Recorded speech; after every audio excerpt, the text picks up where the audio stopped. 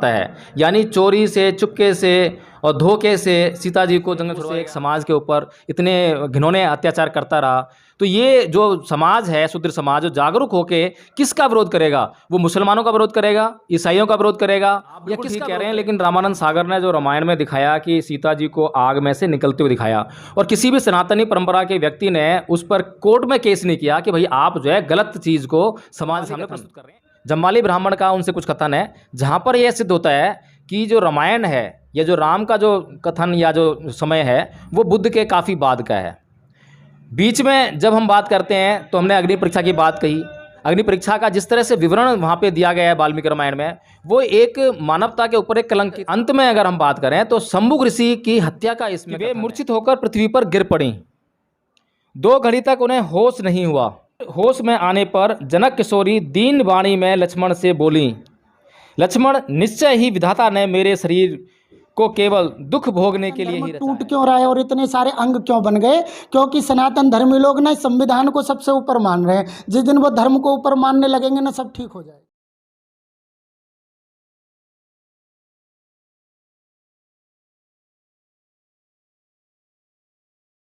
नमस्कार साथियों, आज हमारे साथ हैं मुनि महाराज जी, और मुनि महाराज जी हिंदू धर्म के दर्शन पर कुछ बात करेंगे, हमसे चर्चा करेंगे, और वे एक तरह से हिंदू धर्म को डिफेंड करने का प्रयास करेंगे अंबेडकर की विचारधारा के खिलाफ। जैसा कि हम जानते हैं कि सन 1935 में परम पूज्य बाबा साहब डॉक्टर भीमराव अंबेडकर ने हिंदू धर्म को छोड़ा था, और छोड़ते समय यह कहा था कि मैं हिंदू धर्म में पैदा हुआ, यह मेरे बस की बात नहीं थी, लेकिन मैं हिंदू धर्म में मरूंगा नहीं। तो इसी विचारधारा के आधार पर हम आज मुनि महाराज जी चर्चा करेंगे। लेकिन साथियों, मैं आपको आगाह कर दूं कि मुनि महाराज जी हिंदू धर्म के दर्शन को डिफेंड करेंगे या उस दर्शन को आपके सामने प्रस्तुत करेंगे, लेकिन इसका मतलब यह कतई नहीं है कि आप जो है अपनी अशालीन या असभ्य भाषा का इस्तेमाल करें। मैं अपने जो विचार मुनि महाराज से रखूँगा उनको भी आप जो है उसी दृष्टि से देखें, और दोनों के विचारों का मंथन करके जो आपको अच्छा लगता हो उसको आप स्वीकार कीजिए, उसको आप अपने व्यवहार में लेकर आइए। लेकिन किसी पर भी कोई भी टिप्पणी करनी है आपने शालीन तरीके से करें और सभ्यतापूर्वक करें, गाली गलौज की भाषा उसमें नहीं होनी चाहिए। तो मुनि महाराज जी, आपका NB News 24x7 में स्वागत है। नमस्कार। राम जी के जो कैरेक्टर की बात करते हैं उसमें कई ऐसे उदाहरण आते हैं जहाँ पर कि हमें ऐसा प्रश्न चिन्ह लगाने का मौका मिलता है, जैसा कि वो सीता जी की अग्नि परीक्षा लेते हैं। एक तरफ तो हम उनको ईश्वर कहते हैं, भगवान कहते हैं कि वो सभी लोगों के ज्ञाता हैं, सब कुछ जानते हैं, त्रिलोकी हैं, और तीनों समय के जानकार हैं। वो जो है भूतकाल, वर्तमान काल और आपका भविष्य काल, सभी की जानकारी उनको है। उसके बाद भी वो सीता जी के कैरेक्टर को नहीं पहचान पाते हैं। देखो बहुत बढ़िया आपने प्रश्न करा, बहुत ही अच्छा प्रश्न है। राम जी ने ना तो उनको महल से निकाला था कि गांव के लोग ये कह रहे हैं कि आप चरित्रहीन हैं और कुछ समय तक बाहर रहीं, किसी दूसरे राजा के यहाँ रहीं, तो हमारे राजा कैसे ऐसे हो सकते हैं जो उनको अपने पास रखें।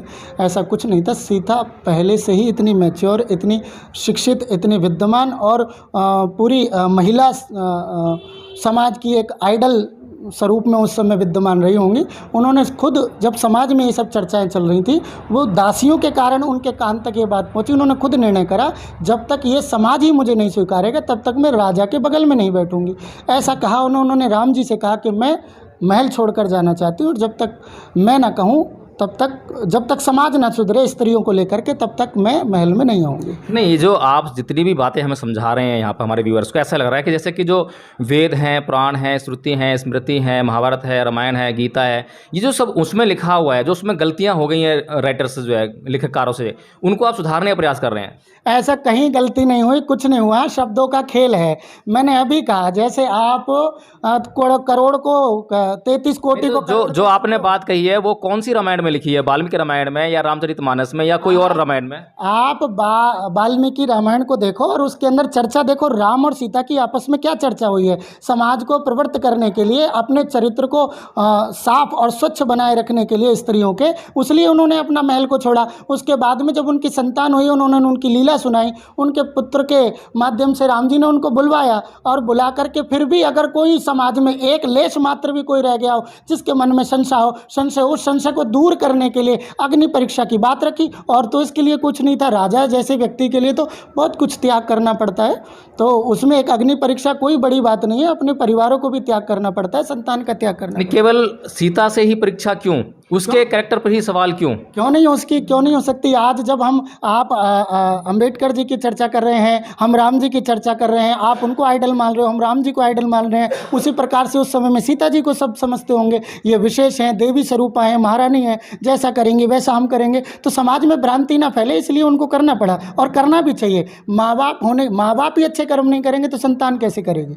देखिए, आज भी जब हम वर्तमान जीवन में जी रहे हैं तो कोर्ट का जो कानून है, जो संसद ने हमारा कानून बनाया है, उसके हिसाब से भी एक स्त्री को अपने पर्सनल लाइफ में पूरा अधिकार है कि वो किस तरह जीना चाहती है। देखो चक्कर सारा पता क्या है, ये सनातन धर्म टूट क्यों रहा है और इतने सारे अंग क्यों बन गए, क्योंकि सनातन धर्मी लोग ना संविधान को सबसे ऊपर मान रहे हैं। जिस दिन वो धर्म को ऊपर मानने लगेंगे ना, सब ठीक हो जाएगा। नहीं, किस धर्म को ऊपर माने जो कि स्त्री को समानता का अधिकार नहीं देता? एक राम जो है सीता की तो परीक्षा लेता है लेकिन अपनी परीक्षा नहीं देता पूरा। अरे ऐसा कुछ नहीं, राम जी ने भी बहुत परीक्षाएं दी। राम जी ने परीक्षा क्यों नहीं दी, जितने दिन वो बाहर रही उतने दिन वो अपने आसन पर नहीं सोए, अपने कक्ष के अंदर नीचे सोए।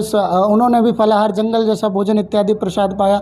ऐसा जब मन के अंदर हम किसी प्रेमी से दूर होते हैं तो वो प्रेमिका ही और प्रेमी जाने के वो कितने कष्ट में है। नहीं, जो वाल्मीकि रामायण हम जब पढ़ते हैं तो उसमें वो लक्ष्मण को बोलते हैं, आदेश देते हैं कि सीता को जंगल में जाके छोड़ाइए, और लक्ष्मण भी जब तक वहाँ पे पहुँचता है, वाल्मीकि जी के आश्रम के आसपास छोड़ता है, वहाँ पर जो गंगा के किनारे जो तट है, जो भी कुछ है, वहाँ तक वो जो है सीता जी को ये पता लगने नहीं देता कि वो किस प्रयोजन से यहाँ पर उनको लेकर आया है। और जब वो वहाँ पे छोड़ता है, जब है राम का आदेश सीता जी को बताता है, यानी चोरी से, चुपके से और धोखे से सीता जी को जंगल छुड़वाया गया। आपको किसने कह दिया ये चोरी से, छुपके से? वाल्मीकि रामायण कहती है। कहाँ आपने, मेरे को कोई श्लोक बताओ। मैं मंगा देता हूँ। हाँ। मुनि महाराज जी, जो मैं आपसे कह रहा था कि लक्ष्मण जी जब सीता जी को गंगा तट पर छोड़ने जाते हैं, तब तक जो है सीता जी को पता नहीं होता है कि लक्ष्मण जी किस प्रयोजन से उनको वहाँ लेकर आए हैं। आप कह रहे थे कि नहीं, उनको पता था, ये लीला थी और सब कुछ ठीक चल रहा था, दोनों की मर्जी थी, और सीता जी खुद नहीं चाहती थी वहाँ महल में रहना, क्योंकि जो लोक लाज है या जो समाज की व्यवस्था है उसको बनाए रखने के लिए। लेकिन हमारे हाथ में है वाल्मीकि रामायण, और उसके कुछ जो शब्द हैं मैं पढ़ के आपको सुनाना चाहता हूँ। लक्ष्मण हाथ जोड़कर रो रहे हैं और अपनी मृत्यु चाह रहे हैं। यह देखकर मिथिलेश कुमारी सीता अत्यंत उद्विग्न हो उठी और लक्ष्मण से बोली, लक्ष्मण, यह क्या बात है? मैं कुछ समझ नहीं पाती हूँ, ठीक ठीक बताओ। महाराज कुशल से तो हैं? मैं देखती हूँ तुम्हारा मन स्वस्थ नहीं है। तो मुनि महाराज जी, यहाँ पर जो ये शब्द हैं, जो वाक्य हमने पढ़ के अभी आपको सुनाए हैं, तो क्या इनसे यह स्पष्ट नहीं है कि अब तक जो है सीता जी को यह बताया नहीं गया है और उनसे बिना बताए उनको यह लाया गया है? देखो, ऐसा सीता जी को लग रहा है कि लक्ष्मण जी को कुछ नहीं पता है। लक्ष्मण, राम और सीता जी के बीच की चर्चा है, और उन्होंने कहा कि आप जो मुझे छोड़ करके जा रहे हैं और जिस प्रकार से आप स्वभाव कर रहे हो, या इसके अंदर ये लिखा है कि मैं मृत्यु चाहता हूँ, ऐसा जो मैंने कर्म करा है, तो वो इसलिए कहे कि इतना बड़ा कर्म मैं आपको बिना जानकारी के ऐसे जंगल में छोड़ कर जा रहा हूँ, उसके लिए कहा। और उनके स्वभाव को देख करके सीता जी की चर्चा थी, विचार थी, इसीलिए उन्होंने उनसे ये प्रश्न करा।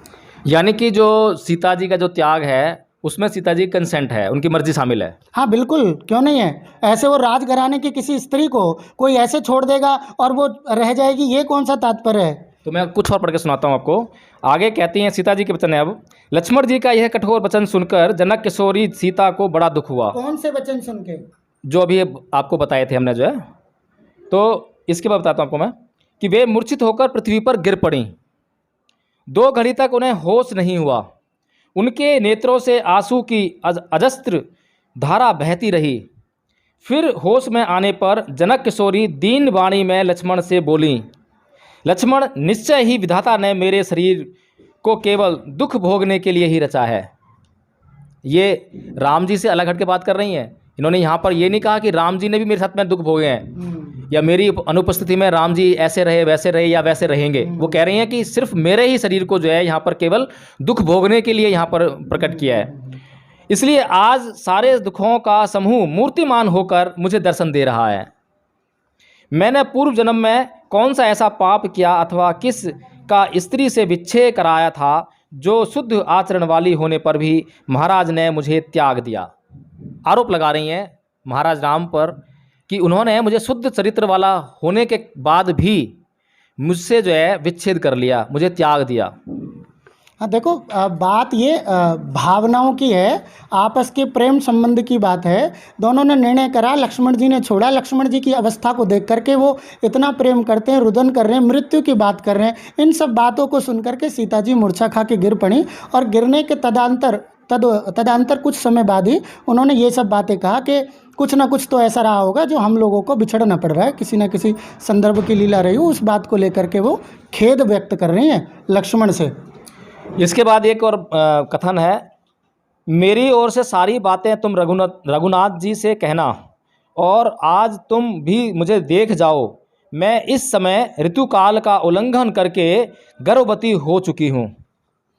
मतलब तात्पर्य देख जाओ, क्या कहना पूछना चाहते हैं? मेरी ओर से सारी बातें तुम रघुनाथ जी से कहना, और आज तुम भी मुझे देख जाओ, मैं इस समय ऋतुकाल का उल्लंघन करके गर्भवती हो चुकी हूँ। यानी कि वे अपने पेट की तरफ इशारा करके बता रही हैं कि देख लो मैं गर्भवती हूँ।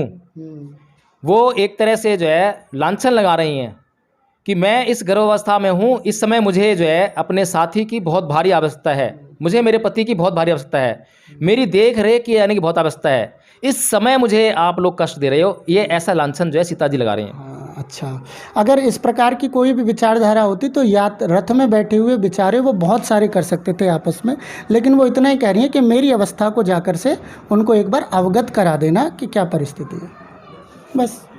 पंडित जी, एक बात और आपसे पूछनी है कि कौन सी रामायण में विश्वास किया जाए, क्योंकि आपको मैंने अभी ये वाल्मीकि रामायण पढ़ाई है, और वाल्मीकि रामायण जो है इस देश में पढ़ी नहीं जाती है, ना कहीं पढ़ाई जाती है। हाँ, नहीं ऐसा कुछ नहीं, पढ़ाई जाती है, पढ़ी भी जाती है। वाल्मीकि जी का बहुत सम्मान है, और समय काल की बात है, समय समय के बाद में बहुत समय बाद लिखी गई है, और चर्चा श्रुति के अंदर थी, जैसे जैसे संतों के माध्यम से प्रकट हुई वैसे वैसे लिखी गई है। तो कुछ विचारधारा लिखने वालों की भी रही होगी, जैसे गीता के भी प्रारब्ध में 8 श्लोक ही थे, फिर 43 श्लोक हुए, फिर 400 श्लोक ऐड हुए, एक धृतराष्ट्र के प्रश्न के साथ में ऐड हो गया, तो कुल मिलाकर के 700 श्लोक हो गए। तो समय काल के साथ साथ में 3 प्रकार के भाव व्यक्त करने व्यक्ति वालों ने लिखे, तो उस प्रकार से रामायण का भाव भी है। तो जिस समय स्त्री और सीता का व्यक्त करना रहा होगा, तो लेखक हमारे वाल्मीकि जी उदत स्त्री स्वरूप भाव में आकर के परिस्थिति को देख करके उन्होंने अपने भाव को व्यक्त करा कि ऐसा सीता जी का भाव रहा। पंडित जी, अगर मैं इस वाल्मीकि रामायण की बात करूं और आपके शब्दों को अगर थोड़ा सा महत्व दूं कि हाँ होता है कि बाद में जो है छिपक जोड़ दिए जाते हैं उसमें, और उसमें परिवर्तन आ जाता है, तो कुछ राइटर्स जो है अपनी बातें इसमें जोड़ देते हैं, लेकिन मैं इसके जो है प्रारंभ, मध्य और अंत की अगर बात करूँ, प्रारंभ में एक कथन, भरत जो है जब राम जी से मिलाप करने जाते हैं, चित्रकूट जाते हैं, तो वहाँ पर एक कथन है जम्बाली कथन, जम्बाली ब्राह्मण का उनसे कुछ कथन है, जहाँ पर यह सिद्ध होता है कि जो रामायण है या जो राम का जो कथन या जो समय है वो बुद्ध के काफ़ी बाद का है। बीच में जब हम बात करते हैं तो हमने अग्नि परीक्षा की बात कही। अग्नि परीक्षा का जिस तरह से विवरण वहाँ पे दिया गया है वाल्मीकि रामायण में, वो एक मानवता के ऊपर एक कलंक की तरह है, क्योंकि जो शब्द जो है राम ने सीता जी से कहे हैं वो वास्तव में एक जो मानवता का जो गिरा हुआ स्वरूप है वो हमें देखने को मिलता है वहाँ पर, जो कि मानवता की सारी हदें पार कर दी गई हैं अन्याय की जो है एक स्त्री पर। उसके बाद जो है एक अंत में अगर हम बात करें तो शंभुक ऋषि की हत्या का इसमें कथन है। तो क्या किसको झूठ माने, किसको सच माने, और कहाँ तक हम जो है इसको लाग लपेट कर सकते हैं? लाग लपेट करने वाली कोई बात नहीं है। पहला प्रश्न कि आपने कहा बुद्ध भगवान के बाद की बात है, तो इस पर तो मैं कोई टिप्पणी नहीं करना चाहता हूँ, क्योंकि लेखन प्रणाली बहुत समय बाद की प्रारब्ध हुई है। उस समय भी रही होगी तो किस लिपि में रही, देवलिपि में रही, और उसको फिर शब्दार्थ करने वाले व्यक्तियों का नाना प्रकार की लीलाएँ रहीं। उसके बाद में आपने ये प्रश्न करा कि ये नहीं, इसमें जो वाल्मीकि रामायण जो है सिर्फ वाल्मीकि रामायण यह कहती है, रामचरितमानस या और कोई रामायण जो है ये नहीं कहती है। वाल्मीकि रामायण ये कहती है, जब जाम्बाली कथन उसमें आता है, जब भरत जो है राम से मिलने के लिए चित्रकूट जाते हैं, तो वहाँ पर जो है जाम्बाली उनको समझाते हुए कहता है राम को कि आप जो है आसक्त मत होइए, आप ये जो प्रेम में और कर्तव्य का जो आप बता रहे हैं कि मैंने अपने पिता को वचन दिया है, ये आसक्ति की बातें हैं, इनसे आसक्त मत होइए और अपने राज्य पर ध्यान दीजिए। तब वहाँ पर जो है राम जो है उनको शब्द कहते हैं कि बौद्धों को चोर कहा गया है। कि जो बौद्ध लोग हैं वो चोर हैं, उनको चोरों की तरह दंडित किया जाना चाहिए, ऐसा कहते हैं वहाँ पर जो है। तो इससे यही साबित होता है कि बुद्ध को नहीं बोला उन्होंने, बुद्ध नहीं बोला है, बौद्ध लोग बोला है। यानी कि एक पूरा बौद्ध समाज बुद्ध के बाद जो उत्पन्न हो चुका था, उसका जो सृजन हो चुका था, वो यानी कि बुद्ध के बाद काफ़ी दिनों के, काफ़ी सालों के बाद या काफ़ी वर्षों के बाद की बात है ये। कोई ऐसा नहीं है कि बुद्ध के समय की बात हो। अगर बुद्ध के समय की बात होती तो वहाँ पे कथन आता कि बुद्ध को चोर कहते, उन्होंने बौद्धों को चोर कहा है कि बौद्ध लोगों को चोरों की तरह दंडित किया जाना चाहिए, ऐसा कहा है। इसीलिए मैंने कहा कि मतलब ये जो है, जो वाल्मीकि रामायण है, ये पहली रामायण है, रामचरितमानस तो उसके बहुत बाद की रचना है। तो यानी कि इससे काफ़ी वर्ष पूर्व बुद्ध का जो है प्रादुर्भाव इस भारत भूमि पर हुआ था। देखो पहले बौद्धों लेकिन सनातनी लोग ये बोलते हैं कि जो रामायण है वो बहुत पहले युग की है, हज़ारों साल पहले की है, बुद्ध तो बहुत बाद के हैं। इस तरह से मतलब भ्रम फैलाने की कोशिश करते हैं। आप थोड़ा सा इस पर प्रकाश डालिए। बौद्धों का आपने शब्दावली रखी, शब्द रखा। बौद्धों का भू शब्द से बुद्धि का तात्पर्य होता है, और धो माने जो बुद्धि से परे विचार रहा है इत्यादि। तो बुद्धि से परे विचार रहा है, मार्ग के विहीन होकर के विचार रहे, उसके बारे में कहा गया होगा। और दूसरी बात रहा कि वो प्रेम में पड़ रहे हैं और उनको ये समझाया, ज्ञान कराया। तो उस अवस्था में प्रेम की लीला को भी प्रकट करना, जब भगवान अवतार ले ही रहे हैं तो अवतार लेने का तात्पर्य हर प्रकार, हर विषय पर चर्चा करना, उसको पूर्णतः प्रकट करना, व्यक्ति को उसके बारे में बताना, इसीलिए ये सब चर्चा है। ये जो जम्बाली जो कथन है, अगर मैं उसको पढ़ूँ तो उससे बिल्कुल जो बुद्ध का सिद्धांत है कि किसी भी व्यक्ति से, किसी भी चीज़ से मोह ना रखना, आसक्ति पैदा ना करना, आसक्ति दुख का कारण होता है, वो बिल्कुल उन्हीं सिद्धांतों का प्रतिपादन कर रहे हैं जम्बाली ब्राह्मण जो है वहाँ पर राम के सम्मुख जो है। और राम जो कि सनातन परंपरा से हैं, ब्राह्मणवादी परंपरा से हैं, वो उनका खंडन कर रहे हैं। वो बौद्धों को नास्तिक कहते हैं, चोर कहते हैं, इस तरह से कह रहे हैं। तो वो जो मतलब बौद्धों को तो आज भी मतलब जो है लोग नास्तिक कह के बुलाते हैं, जबकि नास्तिक जो शब्द है उसका अर्थ पे हम कभी चर्चा करेंगे कि उसका अर्थ भी अलग है। बिल्कुल नहीं है, बिल्कुल नहीं है। बौद्ध भगवान का प्रादुर्भाव मानना चाहिए, मानते हैं। और दूसरी बात ये कि जो दलाई लामा रहे वे भी अब भी शंकराचार्यों से मिलते हैं, ऐसा कोई विचारणीय नहीं है। और अभी तो वो बौद्धों के सर्वश्रेष्ठ पद पर विद्यमान है, तो ऐसा कोई विचारणीय नहीं। कुछ शब्दों को लेकर के लोग अपशब्द के, उनका शब्द का अर्थ करके निकाल करके चर्चा करते हैं, तो उस पर मैं टिप्पणी नहीं करना चाहता ज़्यादा। एक बात और, शंभुक ऋषि का जो वध है उस पर थोड़ा प्रकाश डालें। देखो परिस्थितियाँ क्या करती हैं, क्या करवाती हैं, क्या नहीं कराती हैं, तो ये तो समय समय की, अगर हम ये विशेष करें कि उनका नहीं, इंटरप्रिटेशन नहीं मांग रहा मैं आपसे जो है सिर्फ मैं ये चाह रहा हूँ कि जो वाल्मीकि रामायण में जो शब्द लिखे हैं उनके बारे में बताएं कि वाल्मीकि रामायण में शंभुक ऋषि का जो वध है वो सनातन परंपरा को ना मानना या जो शास्त्रों का उल्लंघन करना, उसके कारण शंभुक ऋषि को दंडित किया गया है। और शास्त्रीय परंपरा क्या है कि उस युग में शूद्रों को ज्ञान अर्जित करने का अधिकार नहीं है, और शंभुक ऋषि जो है शूद्र समाज से है और वो ज्ञान अर्जन करता है और ज्ञान बांटता है, ये उसका अपराध है। जब शंभुक ऋषि को आप कह रहे हो कि उनको इसलिए वध करा कि वो शूद्रों को शिक्षा करा रहे थे, तो उन्होंने खुद करी, तब किसी ने वध क्यों नहीं करा? तब क्यों नहीं करा? लेकिन ये परिस्थितियां हैं, वो किस प्रकार से किन लोगों को ज्ञान करा रहे थे उसको लेकर के वध करा गया था। ऐसा कुछ नहीं है कि वो जब वो खुद, अच्छा चलो माना उस जमाने में वो शूद्र थे तो फिर उन्होंने वेद कहाँ से पढ़ लिया? तो ये तो कोई विचारणीय बात ही नहीं है ना। नहीं, एकलव्य भी शूद्र था, उसको भी जो द्रोणाचार्य थे उन्होंने शिक्षा नहीं दी, लेकिन फिर भी बहुत अच्छा तीरंदाज बना, बहुत ज़्यादा अच्छा उसने तीर पुष्पाण चलाना सीखा।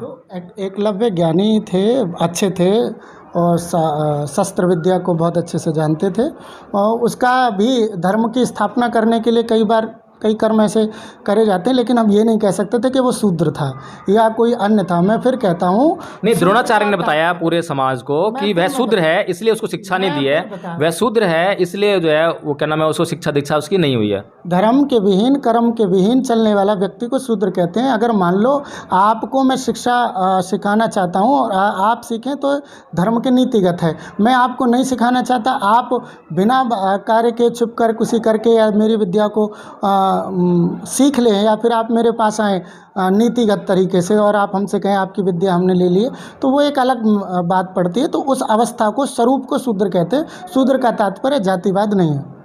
नहीं, ज्ञान जो है किताबों से नहीं आता, ज्ञान जो है विद्वानों से नहीं आता, ज्ञान जो है स्वतः विचार करने से आता है।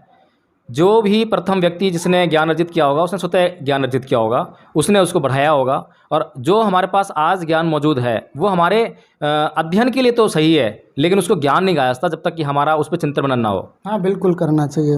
मैं आपसे सहमत हूँ, हर चीज़ पर चिंतन करना चाहिए, लेकिन चिंतन वहाँ करना चाहिए जो हमको सतमार्ग पर लाए। अगर हम अग्नि परीक्षा के शब्दावली को ये कहें कि अग्नि में से निकलवाया था या ये करवाया था, ये शब्द तो हम मतलब उन शब्दों को ही गलत समझें। अग्नि परीक्षा तात्पर्य कि वो अपनी ऐसा कुछ प्रमाण दें जिससे कि वो सब ठीक था। तो अग्नि परीक्षा का तात्पर्य यही था कि जो जो प्रश्न रहे उन पर जो खरे उतर जाए, अग्नि परीक्षा स्वरूप है।